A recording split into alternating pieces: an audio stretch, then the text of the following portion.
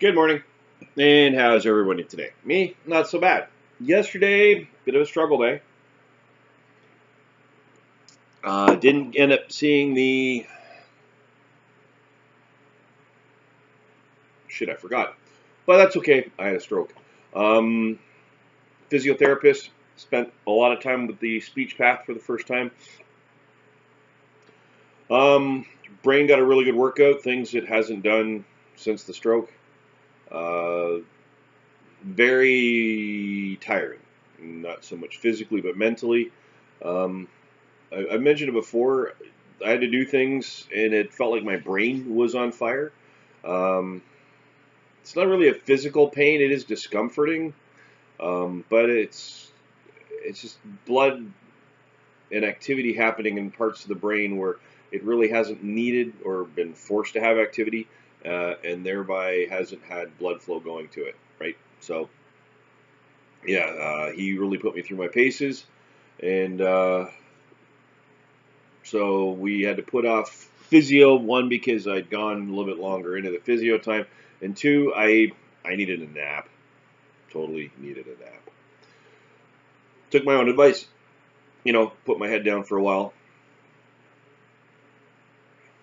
I've noticed a couple of times I'm a bit prophetic. You wouldn't notice this, but I would. And not that I mean to be prophetic in any way. Sometimes I end up doing a video in the morning, which ends up happening later in the day. Some of the initial videos that I did, when I completed them, they're a rehash of things that already happened because there's a 13-day gap between the very first video and the second video. But so progress and goals. We ended up talking about goal setting yesterday with my speech path. So let's talk about that again. So today's episode is going to be entitled Goals and Progress. Right? So I mentioned yesterday that when you do goal setting normally, you use the SMART acronym, right? SMART being it's a specific goal, right? It's simply worded. M, manageable, right? You've set a goal that is manageable and can be easily maintained, right? And what I mean by manageable is there's a way to determine how you're going to do that. You're going to have steps that'll help you achieve that goal. A, achievable, right? It's something that's in your power to do. So you're not going to go, hey, I'm going to go climb Everest. Yeah. R, realistic and relevant, right? It's a realistic goal. There are realistic methods for you to achieve that goal, and it is relevant. There's some relevancy to it. It's not just I'm going to go climb Everest, right? And then the last one is T, time. It's time manageable and it's time sensitive, right? So you've set a goal that will be accomplished by a certain time, be it 6 weeks, 6 months, 6 days, whatever. So as my speech path and I were talking yesterday, you can set specific goals. The goal can be simply worded. It can be a manageable goal. There can be a way to ensure there's a maintenance of aim, right, that you're going to achieve that goal. It can be an achievable goal. It can be realistic and relevant. Time, no. It's not going to happen. I'm just going to be honest about that. There is no way for you and your brain to have a conversation like, hey, you got to do this by next Thursday, Friday at the latest, right? It's not what's going to happen. Your brain tried to kill you, and now you have to learn how to do things again. Now, most of you might not understand this, but the last job I had in mental health was with acquired and traumatic brain injury clients. Right? Now, traumatic or acquired, meaning somehow they were involved in a physical-based event where their head was injured and their brain was damaged.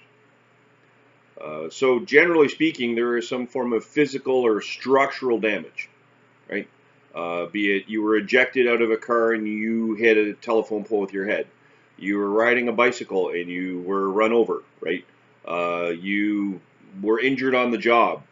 You took a fall and hit your head, right? Whatever the case may be, right?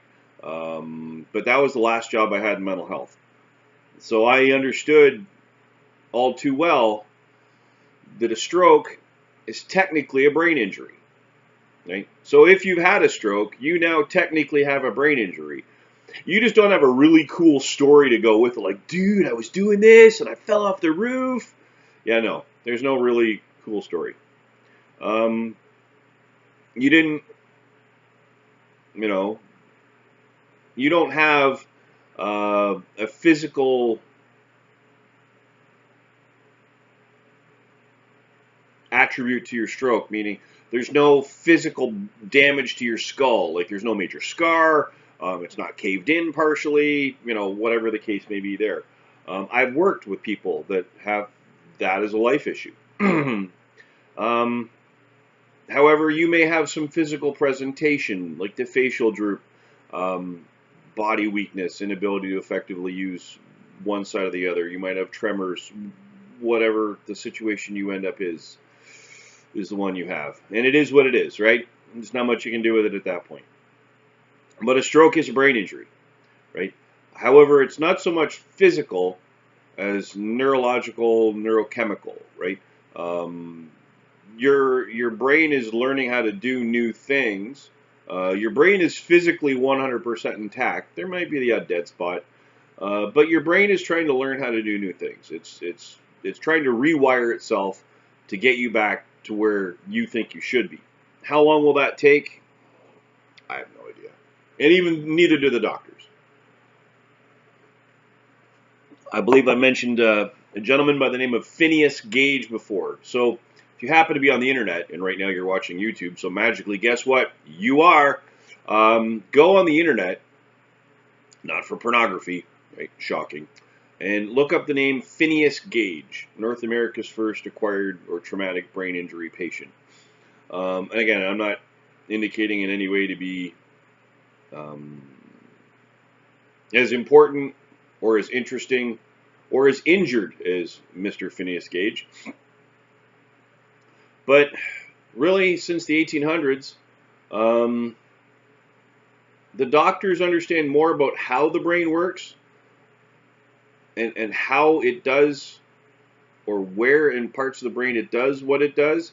They don't understand everything about the brain. The brain is still a bit of a big mystery, right? For such a small organ, it's very important. It's still a little bit of a big mystery at times.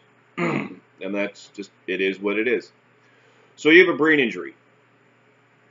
So when I worked with brain injury clients, we used to talk about 1 year, 3 years, 5 years. Right? So you would see the most gains in a patient within the first 1 year. We would expect them to plateau at 3 years. And at 5 years, that's 99% of the time as good as it's going to get. Right? So, year 1, you will make the largest gains, leaps, and strides after having a physical brain injury. We used to say the first year. You will see the largest positive outcome, the most gains, and they will plateau within 3 years. And because the brain is a bit of a mystery, you might have more gains by year 5, but generally after the 5th year, it's not getting any better. That's as good as it gets. Now with a stroke, I was told a different timeline yesterday. 6 weeks, 6 months, 1 year. You will make the largest gains within 6 weeks. So 42 days. You have 42 days to make the largest gains possible.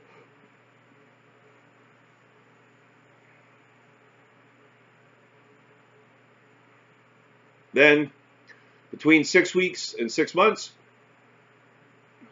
that's where you're going to have to do some work. Yeah, you're going to have to push yourself. And then at a year, pretty much that's where that ends.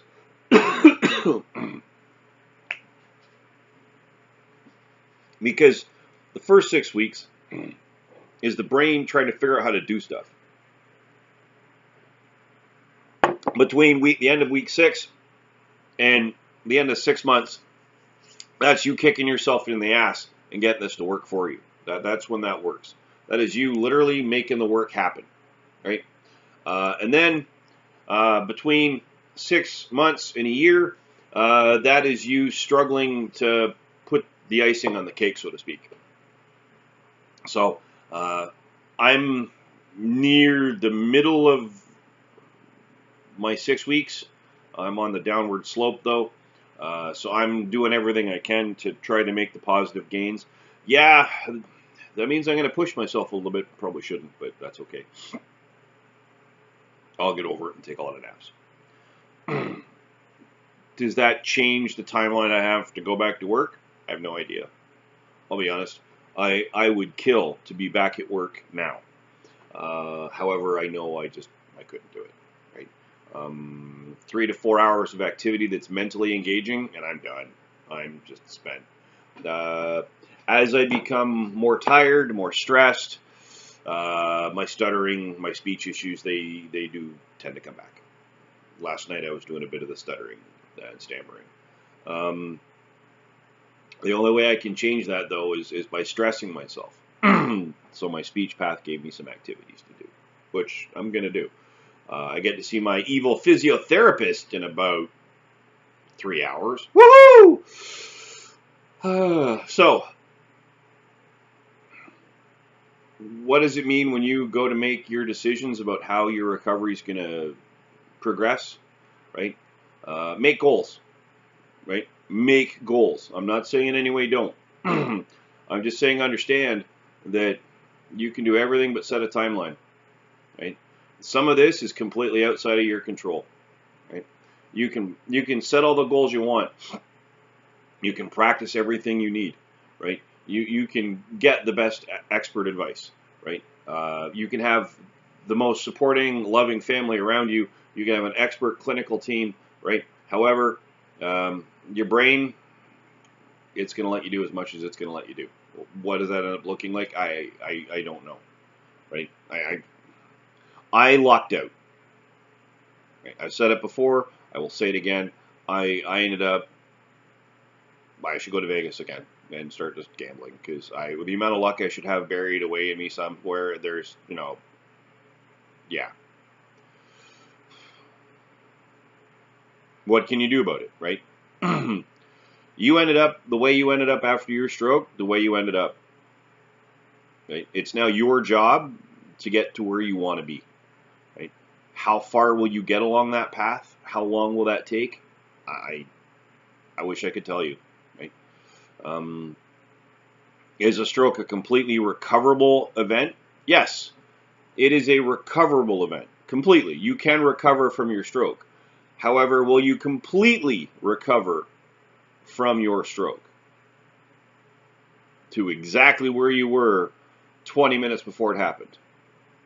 I hope you can. I hope I can. Will I get there? If I can do it, I'm going to get there, right? However, I'm prepared to accept the fact that I might have to live life with a few limitations. I'm not going to like it, but I'm prepared to accept that fact.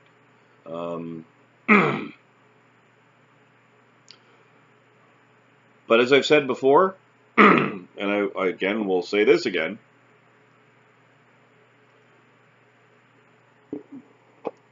you have to be your own advocate. You have to be your own defender. You have to be the one that's in charge of the decisions for you, about you, with you, right, and because of you, right?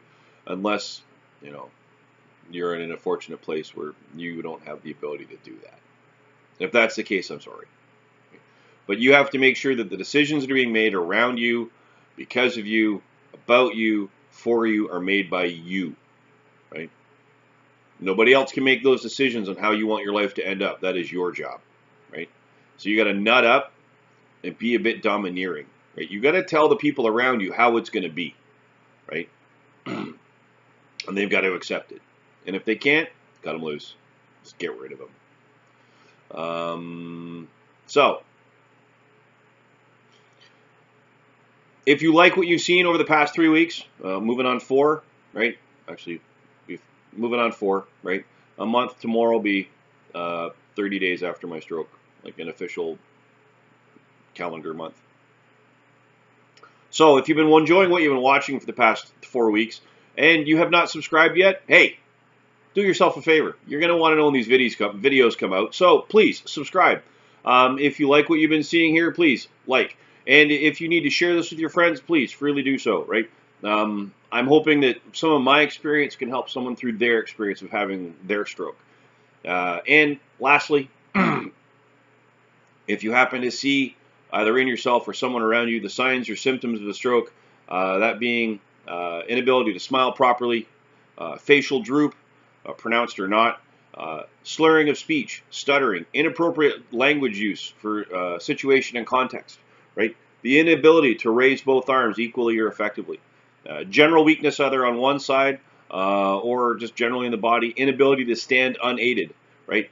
Please immediately place that person in a position of comfort and dial 911. Something so simple could save a life.